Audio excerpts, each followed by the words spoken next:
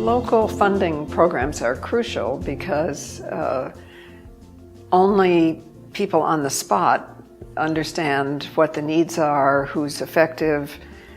It's just much more important to have grassroots funding, especially in the beginning. Part of what feminism is about is equality between men and women, and also equality among women.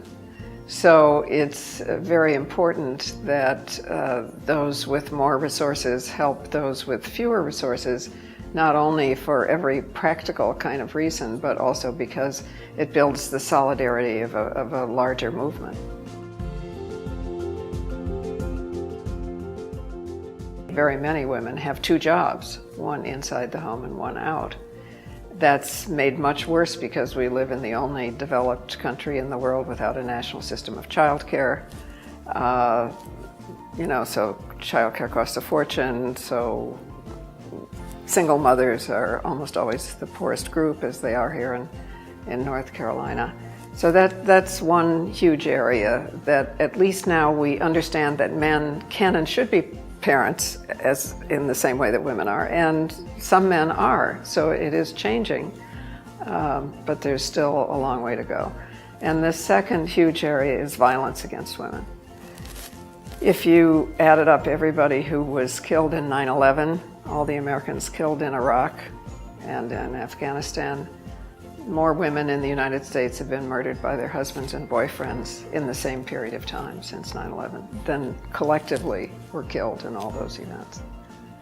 So look at all the effort we put into anti-terrorism. What about the intimate terrorism, which by no means all men are guilty of, but kind of comes with the gender role, the idea that men should dominate.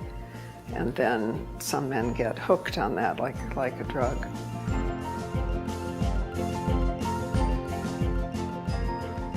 Even though women are better educated on the average, which they are in North Carolina, than men, it doesn't do anything for the gender gap in wages, or at least there still is a huge gender gap in wages.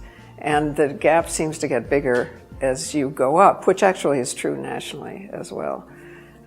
I think people are paying here a higher proportion of their income for rent than in many other states. A year of childcare costs more than a year of higher education.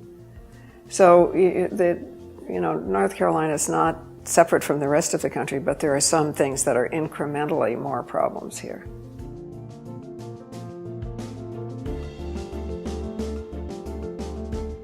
The craving for community is perhaps this single biggest social urge that we see in this country because it's not being satisfied.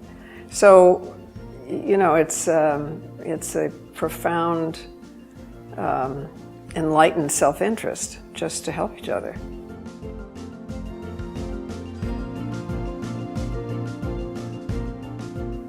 The art of behaving effectively is behaving as if everything you do matters.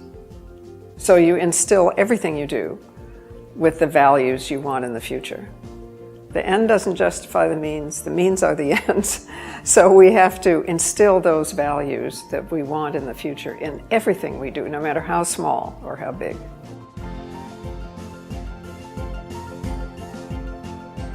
If we look back, it turns out that movements really don't last, or they are not fully absorbed unless they last a century. I mean, think about the suffragist and the abolitionist era. Then women of all races and men of color were ownable as objects, were not citizens. It took 100 years to become citizens. Now we're striving not just for a legal identity as citizens, but for equality. That will take another 100 years. We're barely 40 years into it. So both for the sake of progress and to see that this change is fully absorbed, lasts, can't be turned back, we need to understand we're not even halfway there.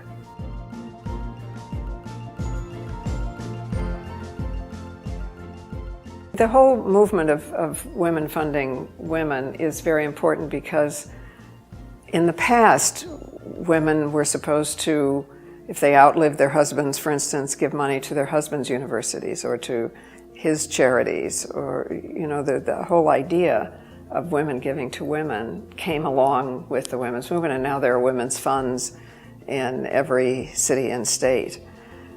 So it's crucial that we use our resources, even though our resources are less than they should be, that we use those resources on behalf of other women.